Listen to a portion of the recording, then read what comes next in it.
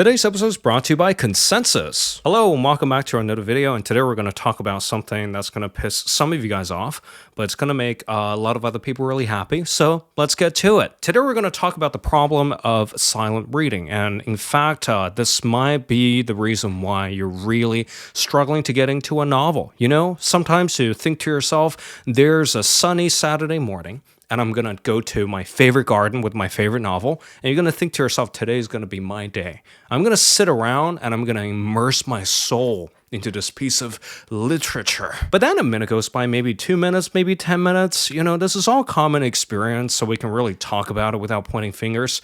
Some of us really do struggle to click into the story, and as a result, maybe after 20 minutes of reading, we tend to fall asleep. We tend to forget everything we've ever read, and, you know, maybe 20, 30 pages later, you don't even remember who was speaking. You don't even remember who said what to whom, and you didn't even remember there's this extra character called Charles that just popped up in the middle of nowhere. See, unlike a lot of other material, which I'm a lot more comfortable with, like expository reading, I'm a lot better with nonfiction than I am with fiction, but a key aspect of reading fiction is actually immersion. And there's not a bad habit that we have to unlearn from schools, universities, high schools, which is that we've always internalized this idea that silent reading is the only way or the best way to ingest a book, especially in the case of fiction. You know, when you watch movies, the reader's always portrayed as this quiet guy or quiet gal or quiet person in a corner, flicking through their books, licking their index fingers, and then thinking to themselves, you know, I am so removed from this world. I am immersed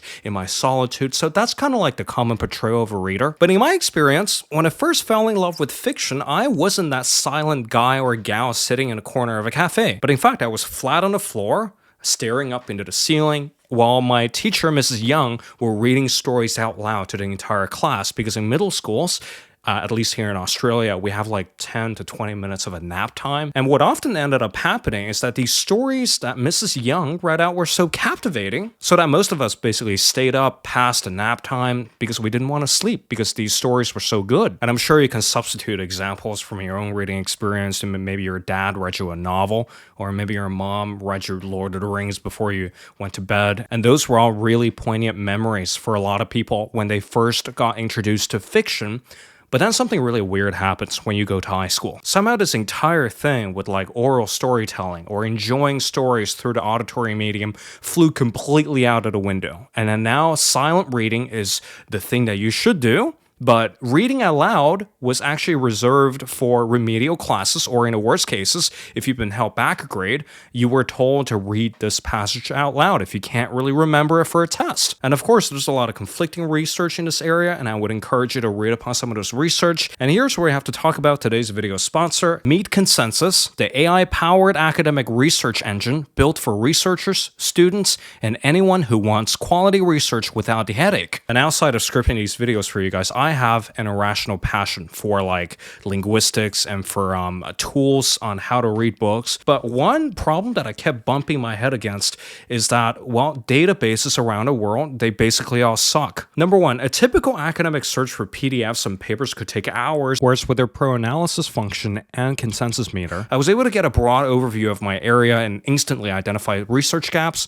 and high-quality sources before even opening up a single PDF. And the second problem that I used to encounter without Consensus was that when I'm fact-checking for a video or writing a research paper, I find it really hard to trust all these AI sources. The models are typically trained on hot garbage. But Consensus changes all that here. It's built with over 20 specialized AI models and trained on over 200 million research papers in various fields. And with this amount of data, I was able to really trust all the outputs that I'm getting, and I was able to trust all the figures and precise citations that Consensus has generated for me for my research. So if you're a student, researcher, or anyone who cares about research-based understanding of any topic, try Consensus at the link in the description down below, or go to consensus.app to try it out. Because good research is fueled by curiosity, not by drudgery. Thank you, Consensus, for supporting this episode. Now, back to our topic on silent reading. So as I was saying, I did a bit of digging with consensus into the history of reading, and what I found there were a bunch of really strange stories and passages that really contradicted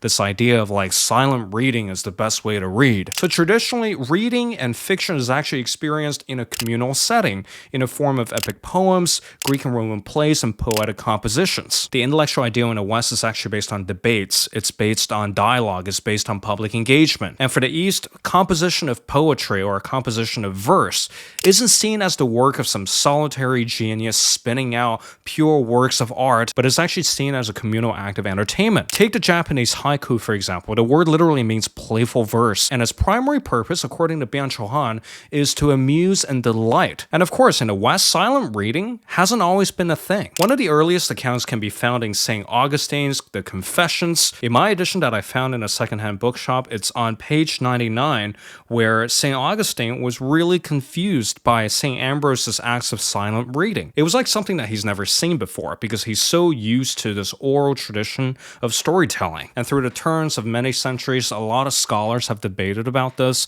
Some people think it's due to the rise of the middle class. Some people think it's due to the rise of the printing press. The idea of silent reading gradually caught on, and consequently literature, from how they're written to how they're consumed, turned from words in a public forum gradually to a private act of contemplation. But not so fast, said a chap in the 19th century whose giant mustache made his name. Friedrich Nietzsche wrote in Beyond Good and Evil, "What a torment books written in German are for him who has a third year." I give you the permission to stone me. That was such a terrible German accent. I took German for 2 years. I don't think it's paid off at all. But though it certainly wasn't a torment, I think Nietzsche was being really dramatic back there. He does have a point. Sometimes merely reading from the page is not enough. We need to hear the prose. So when I was in my senior year in college, I took a French class called The Rise of the Novel, thinking it was going to be a breeze.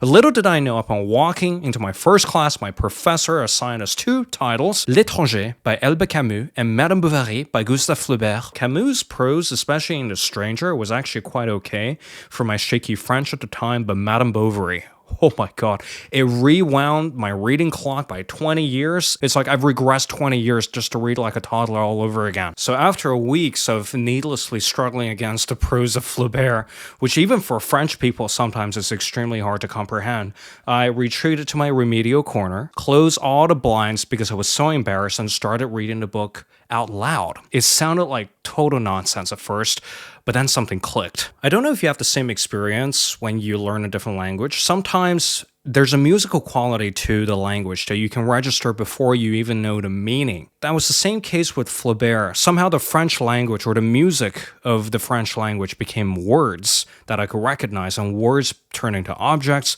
an object morphed into scenes, and scenes were populated by the voices of the characters. And gradually, I actually comprehended a lot more of the novel when I was reading it out loud, and most importantly, when I started reading the English edition with my girlfriend out loud again, I found out a lot of the music was actually lost in the English translation. And of course, I also realized that I fell in love with Flaubert's music first and the story second. But also, it is so easy for us to overlook the musicality of our native language. Sometimes it takes learning a foreign language for you to really register that, oh my god, maybe it is the case that we do fall in love with the language, or the imagery that the language conjures up first, before we fall in love with the literal meaning of a story. So in this case, comprehension isn't really the only metric for us to measure how successful your reading is.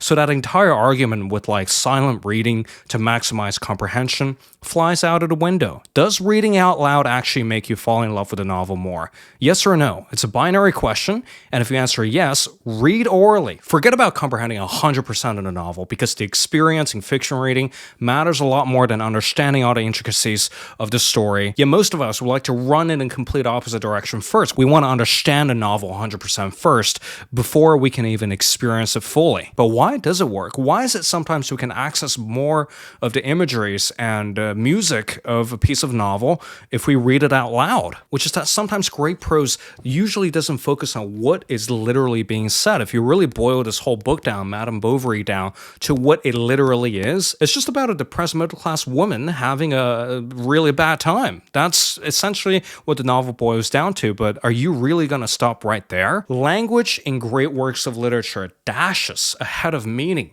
before we can have a chance to parse every word. And parsing every word is kind of not the point here when we're reading fiction. So Flaubert once had a famous sentence that I've written about in the past on my Substack, which you can check out somewhere on the screen right here. Spoiler alert, although you can't really spoil a book that's this old. In a scene after Charles got Emma pregnant, the description went, l'idée d'avoir engendré le délecté, which translates in English literally to the idea of having engendered delighted him. But see, the English version, in its attempt to capture the total meaning, completely lost that rhyming quality while taking up more space. And if Flaubert takes such great care to even just, portray a scene of pregnancy, you'd have to start wondering, maybe this is like not an accident. Maybe that's precisely how they want us to read it. Maybe that he's just that careful with prose. James Wood described this quality for great prose as kind of mathematical finality.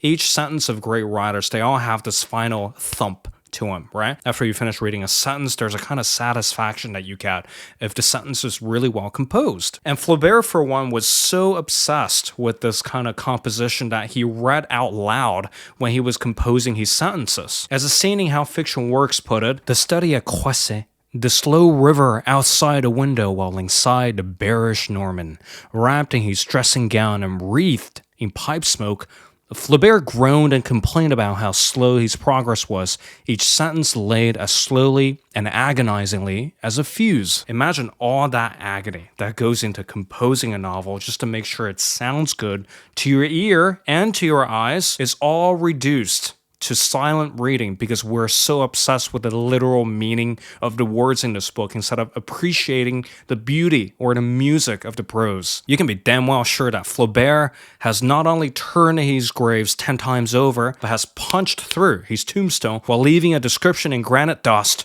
Listen, damn it, listen! So, for the sake of a good night's sleep for everyone, please put him to rest. For God's sake, if you can't get into a novel, and if you find longer novels or more complex works of fiction really difficult to read, when in doubt, read with your third ear and read it out loud, if that makes your experience a little bit better. Thank you for watching this episode on silent reading versus reading out loud. And I hope that this has been a wonderful experience for you guys. And I had a lot of fun researching this one. This is one of the things that I love to do. I love to find new ways of experiencing literature and to share them with you guys. But nevertheless, we'll be back next Wednesday to talk about rhetoric. Rhetoric is one of these things that most people are scared to talk about, but we're going to address it next Wednesday. And I'll see you next week for more. Waldun here. Take care. And I'll see you next time.